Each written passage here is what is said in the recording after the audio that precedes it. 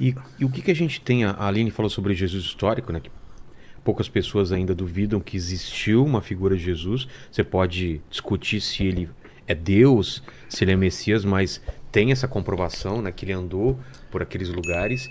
E esses lugares que você mostra nos seus vídeos, né? E onde a gente teve lá, pastor, a gente falar um pouco disso, né? Sobre essas provas, sobre os locais que você visita e que são tão fascinantes lá em Israel. Agora, quando o Sayan estava falando, eu estava pensando comigo, por isso eu gosto tanto de arqueologia.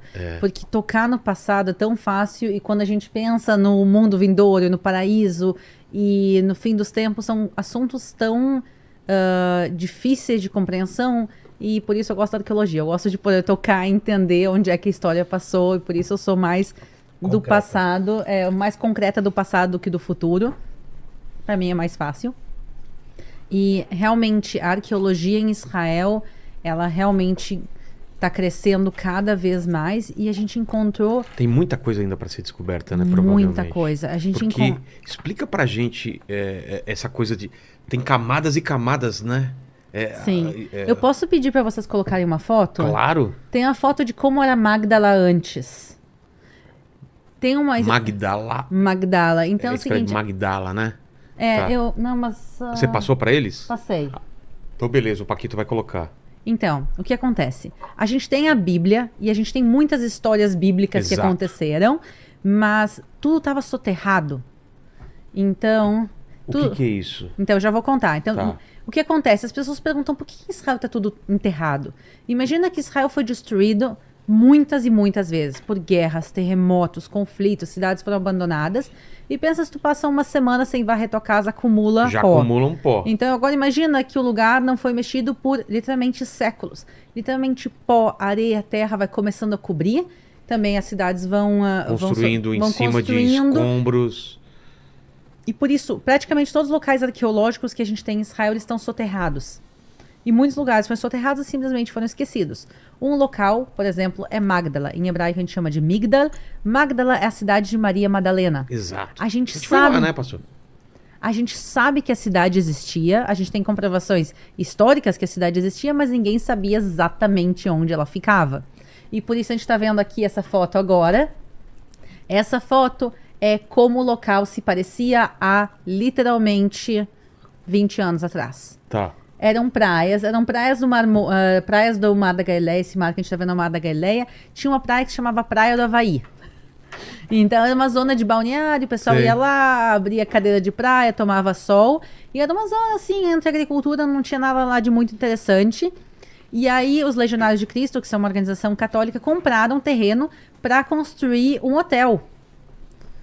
E daí eles começaram a fazer as fundações e quando eles começaram a fazer, eles começaram a ver coisas arqueológicas saindo. Opa, tem coisa aqui. Tem coisa aqui, fizeram uma escavação arqueológica e simplesmente os caras, sem querer, em 2006, a gente está falando 2023, quer dizer, em 2006, há poucos anos atrás, eles sem querer encontraram a cidade bíblica de Magdala.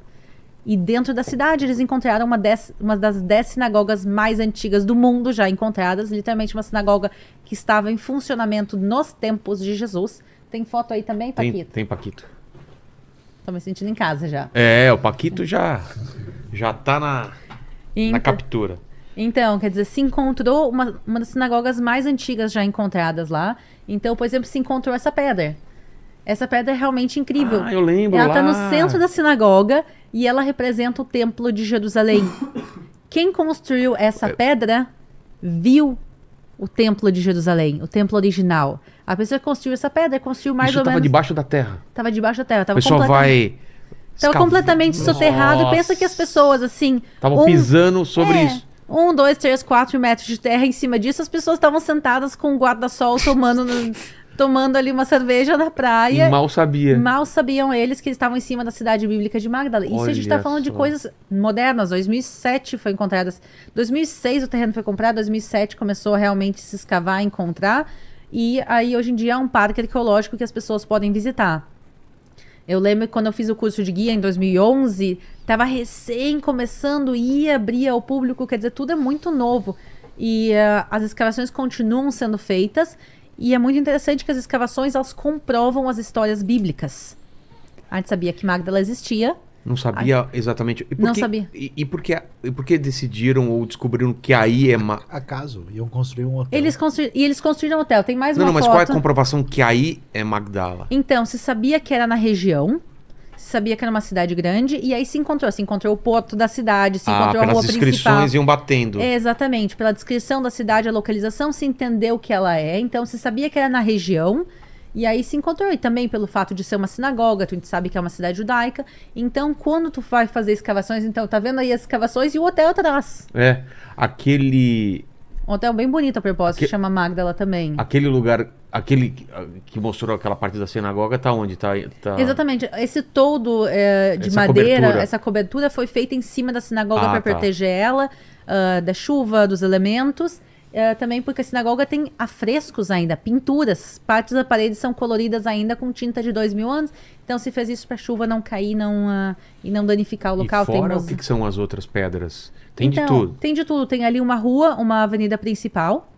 Tem ali casas da cidade. Se encontrou também uma mikve, que é um banho ritual judaico. Eu lembro disso. Um local de Que purificação. o pessoal entrava por um lado, saía pelo outro. Sim, não dá pra... Ancestral do batismo. Não dá pra ver aqui na foto, mas do lado se encontrou o porto também da cidade. Literalmente uma cidade de pescadores. A gente sabe, pela Bíblia também, Magdala era uma cidade de pescadores. Jesus chega, inclusive, pelo porto. Quando ele chega em Magdala, ele chega de barco. Então, a gente encontrou o porto. Então, a cidade se encaixa com a descrição bíblica, com a localização e por tudo que se encontrou também. E aí, entram os nuances da arqueologia. Por exemplo, se encontrou as colunas da sinagoga fora da sinagoga. Agora, por quê? Porque quando começou a grande rebelião judaica contra os romanos, eles vão pegar parte das colunas da sinagoga e eles vão usar para fazer uma barricada na avenida principal da cidade. Eles vão literalmente pegar as pedras e o que eles tinham, mesmo que fosse de edifícios importantes, para fazer uma barricada. Então, eles tentam proteger a cidade e, no final, a cidade foi destruída da mesma maneira. E a gente tem registros históricos da destruição de Magdala. Então, a gente sabe que a cidade existia, a cidade foi destruída, fala do sangue correndo pelas ruas da cidade. E por isso a cidade nunca foi reconstruída no mesmo lugar. Porque a destruição da cidade foi tão violenta que as pessoas não quiseram voltar para o lugar. E por isso, pegando todas essas descrições da cidade barricada, isso e aquilo, não foi reconstruída, se entendeu que essa realmente é Magdala bíblica. Não se encontrou nenhuma inscrição com o nome da cidade, mas os arqueólogos já chegaram no consenso que essa realmente é Magdala.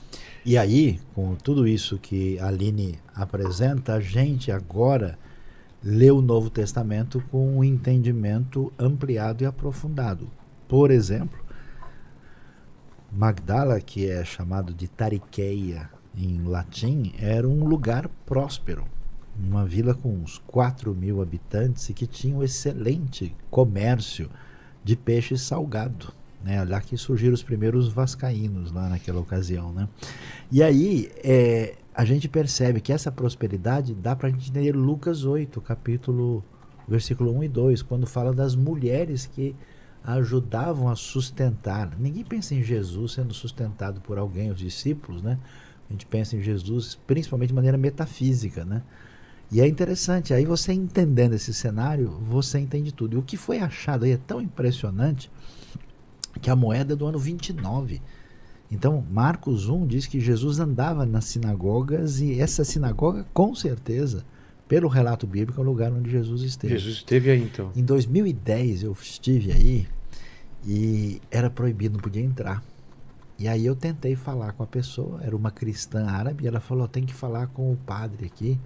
E o padre veio falando em inglês, um inglês macarrônico assim, né? Bem difícil. Eu falei, desculpa, né, Father Jones, de onde o senhor é? E ele falou, I am from Mexico. Ei, padre Juan, vamos falar espanhol. Eu sou de... Aí a conversa foi, ele falou, mas o que vocês querem? Eu falei, eu sou do Brasil. E agora na Copa de 2010, o Brasil vai jogar com o México. Ele, pô, de Brasil, México vai ganhar. Nessa brincadeira, ele falou, a casa é sua, pode entrar e fazer o que você quiser. Aí a cristã árabe do lado pegou, nossa, do que vocês estão falando?